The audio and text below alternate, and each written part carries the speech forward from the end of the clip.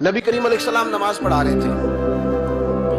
ज़ोहर की नमाज थी, असर की नमाज थी। सही मुस्लिम में मौजूद है। हजरत अबू हुरैरा फरमाते हैं नमाज पढ़ाते पढ़ाते नबी पाक ने कदम आगे किया।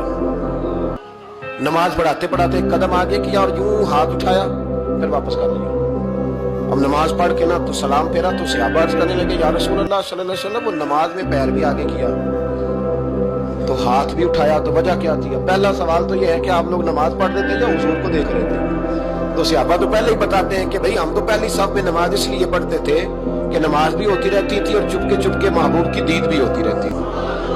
हुजूर से पूछा, या रसूल अल्लाह, वो नमाज पढ़ते पढ़ते कदम आगे बढ़ाया आपने तो फिर पीछे कर लिया, क्या था?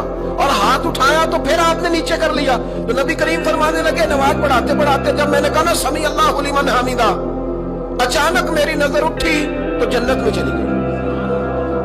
नजर उठी तो जन्नत में, तेरे लिए 2-4 कदम अर्श बरी है। तो महबूब फरमाते हैं जब मेरी ऊपर नजर गई ना तो मैंने देखा कि अंगूरों का एक खोशा लटक रहा है जन्नत में। तो मैंने हाथ बढ़ाया कि तोड़ लूं।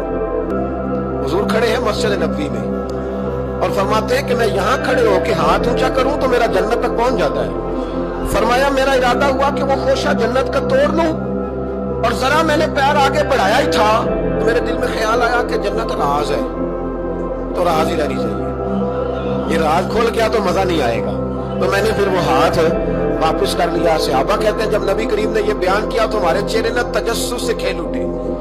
तजस्सुस से हम कोई बात और भी सुनना चाहते थे तो महबूब फरमाने लगे, अगर मैं वो खोशा तोड़ के ले आता और तुम्हें दे देता, तुम कयामत तक भी खाते रहते तो तुमसे खत्म नहीं होना था। ये सही मुस्लिम की हदीस है। ओ भाई, मेरे रसूल करीम के वाक़या में राज पे शिकवा करना, कहना समझ में नहीं आती कैसे गए थे, तो तू जो चाहे तो हर शब हो मिसाले शबे असरा, इसलिए कि तेरे लिए 2-4 कदम